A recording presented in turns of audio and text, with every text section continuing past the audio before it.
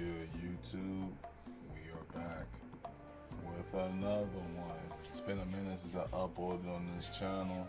Those yet I may have missed the last couple of episodes, we'll say, on this channel.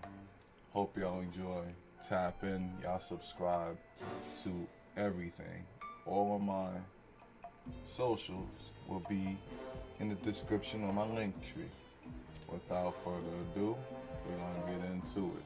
As you may see the title of the video, we are going to be talking about Spider-Man on the PS2. The first Spider-Man game, Tobey Maguire series. Those y'all, I'm pretty sure a lot of y'all may have missed it. I have played the entire game in one stream on my streaming platforms. And then again, check the link tree if you want to tap in. And playing it now, I'm going to give y'all my viewpoints on it and see what y'all may think. Y'all can leave it in the comment section and everything. Let's go ahead and get into it. My key points on the game. My key points on the game. So, the first thing I'm going to get into is my thoughts on the game itself. So I'm going to let you know. For those of you that may know, the very beginning of the game was a good introduction to the game. You fight the same bald-headed dude over and over. You going around like, hey, where's my Uncle Ben's killer and all that good old stuff. On top of rooftops, then you finally find one. You interrogate him and everything. The next thing you know, you finally get what you want. You go to the warehouse where he's staying. You fight all these guys, which is ridiculously hard. As a kid, like 5-year-old me playing that was like, what kind of game is this? But that game, that level was hard as a kid. And then when you finally get up to the boss fight, Uncle Ben's killer, he was moving like someone said in my comment section on my TikTok stream, said that he was moving like the Winter Soldier. That was the most accurate thing ever because I was stuck on that boss for so long. I guarantee you, a lot of people as a kid playing that game growing up probably rage quitted off of that game multiple times due to not being able to take down Uncle Ben's killer. He running around with that shotgun, throwing smoke, throwing flashbangs and all that, and he's over here popping you. And then if he gets you, then you gotta sit down and go back all the way to like the beginning of the level. So you gotta fight all those henchmen again in hopes of beating Uncle Ben's killer again, so you don't gotta keep rebeating the henchmen. So yeah, that game, that part of the game made me like, it made me not want to beat it because I rage quitted off that shit. I'm not gonna lie. I ain't gonna lie. I rage quitted off that game so many times as a kid. I ended up beating it though as I got older. So I'm gonna get into all of the bosses. So of course Uncle Ben's killer, I already said him. Then after that was Shocker. They introduced Shocker into the Tobey Maguire series of Spider-Man in the game. That was his first appearance in the Tobey Maguire series. And of course they brought him back in Spider-Man 2 on the PS2, but that's for another video. So Shocker, he was just robbing the bank, and everything. He had to fight the minions and all that. They was trying to fight the security guard. That was all it was. You got to save a guy on the phone and all that, not paying attention. That the little pillar is about to fall on him and stuff. Y'all know what I'm talking about, man. And when you finally get into the sewers where Shocker ends up going for whatever reason, why would you want to go in the sewer? That is disgusting. A lot of shit everywhere, but he went to the sewer to try to escape and all that. He fight a couple of henchmen, blah, blah, blah. The Shocker level. Typical Shocker level. And then, next thing you know, here comes Shocker. You probably catch up to him. And there's that part, that little scene where you have to catch up to him in the train station, and he's shooting his blast at you and all that. And I was on that part. I died a couple of times during the stream, but there's one thing, I was stuck on that part for a minute. Y'all know, y'all probably looking at it right now for all I know, god damn it. You know? And then once you finally get up to Shocker, he wasn't really that much of a hard boss fight. Much more easier than Uncle Ben's Killer. Not gonna lie. So Shocker, Uncle Ben's Killer was a W rage bait. Shocker was just Shocker. I can't even say nothing, man. And then after you beat Shocker, then I believe you go and get up to Scorpion. Yeah, you go get up to Scorpion.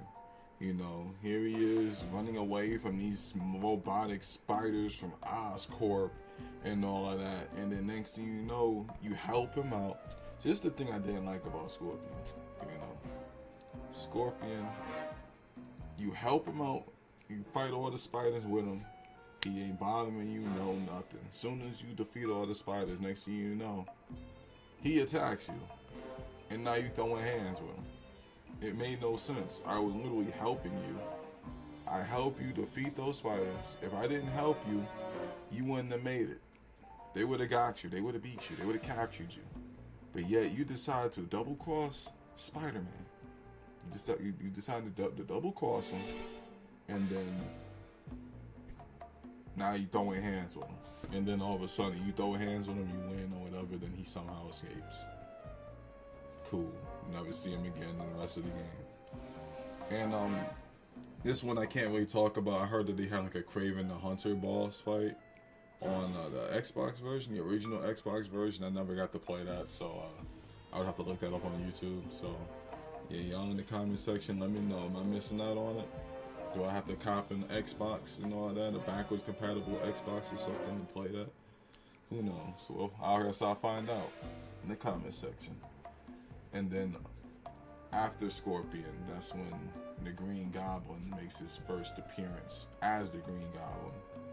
You know, at this point you don't see Norman Osborn pretty much like in cutscenes and stuff with Green Goblin. So you know, they just do the typical thing from the movie. You save MJ. I don't know what kind of MJ that was, but MJ in the game was definitely not MJ. That was not Christine Dunst. It was not her.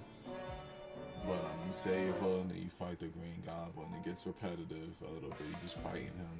It's fun, don't get me wrong, but looking back and playing it, it was a little repetitive, but it was lit as a kid. It was fun. I replayed that Green Goblin fight so many times I lost count.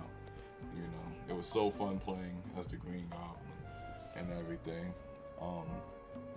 Not playing as the Green Goblin. I never got to use the cheat code for that, by the way, but fighting against them. And then next thing you know, alright man, you gonna make your choice. You come after me, or you gonna get them bombs. So here you are swinging in the city. Whoop, whoop, whoop, whoop, whoop, whoop, whoop.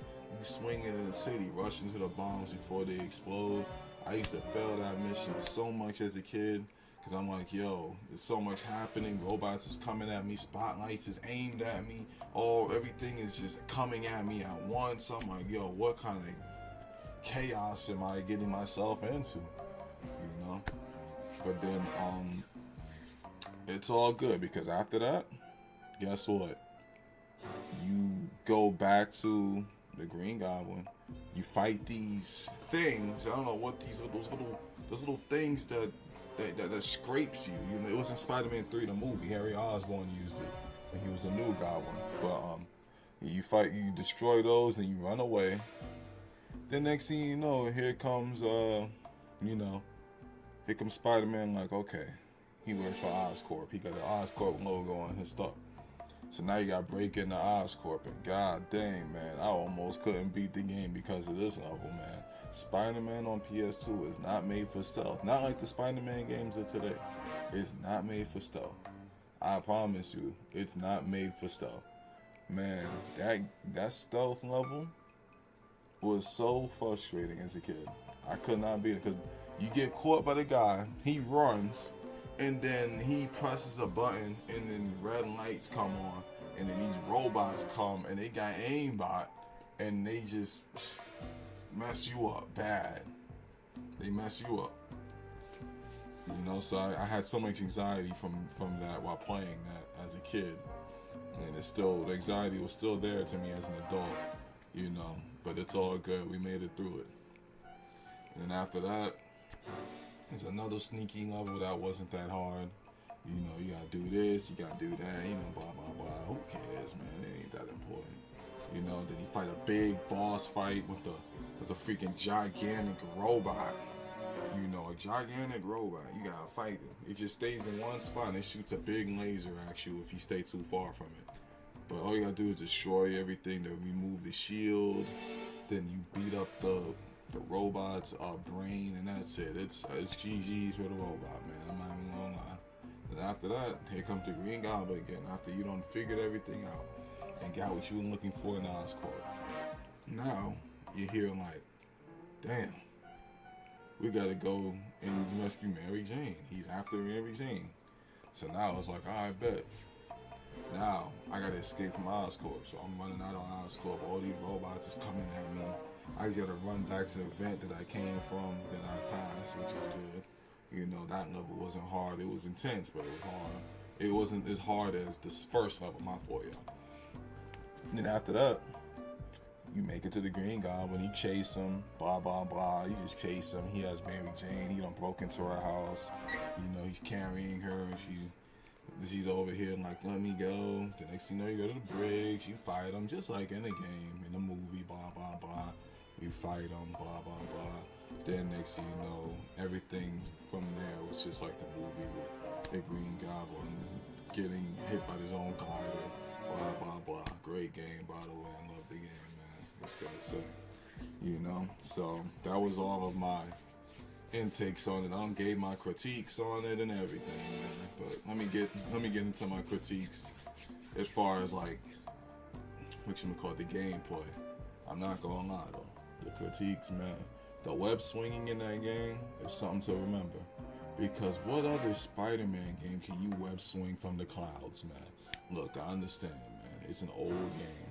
But after playing the games of today, it makes more sense. Even Spider-Man, they even caught on to it in Spider-Man 2. I'm so glad that they caught on to that mistake. You know, that doesn't make the game whack, but the web swinging, just off the clouds, man, that was so hilarious, man. That was so hilarious. But hey, it's all good. That didn't make the game any worse or any better. It's just a funny thing to point out, you know. And what else? What else? I think that was the biggest critique I had. You know, the combos in the game were good. You know, I love the combos, and especially the ones that you unlock. You know, once you unlock the combos and everything, you real good with the combos. That game is easy. I'm not gonna lie. Default combos, you was not beating that game with just straight up default combos. You gotta know your combos. I promise you. So, one thing I would also like to get into, the difference between playing this game alone and streaming the game. So, personally, it ain't really much to really get into. Streaming the game is fun when you got an audience who's tapped in, because I was playing this on TikTok Live and Twitch and Kick, but it was popping on my TikTok Live. People was joining in like, yo, man, I ain't seen this game in so long. Thanks for bringing me back to my old memories and stuff like that. Let me hit the follow. You know, I gained a lot of followers on that on TikTok.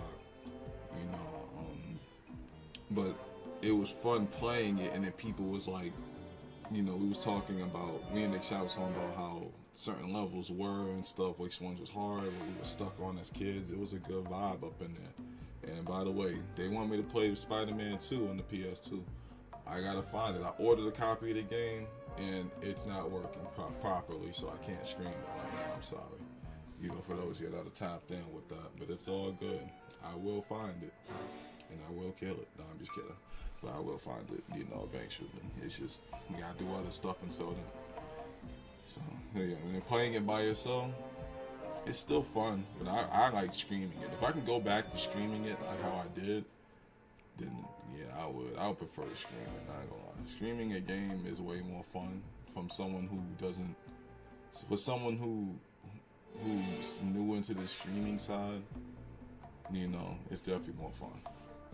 Alright, Should you play this game in 2026? I think this is a game that you should play one good time in like 5 years.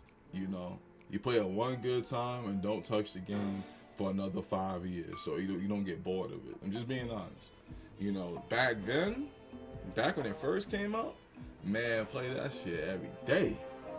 But now, nah, with the way the Spider-Man games have progressed and everything, play it once every 5 years. Just being honest with you. That doesn't mean that it wasn't where it had to be, but you know, enough of me rambling y'all though. What do y'all think of the game yourselves? Would y'all play this game nowadays? Would y'all find it? Do y'all still have your copies? Leave all that in the comment section. You know, make sure y'all like, share, and subscribe. Check out my link tree. I got all my socials on there. You're gonna tap in with my streams. Check the description. Thanks for making it to the end of the video.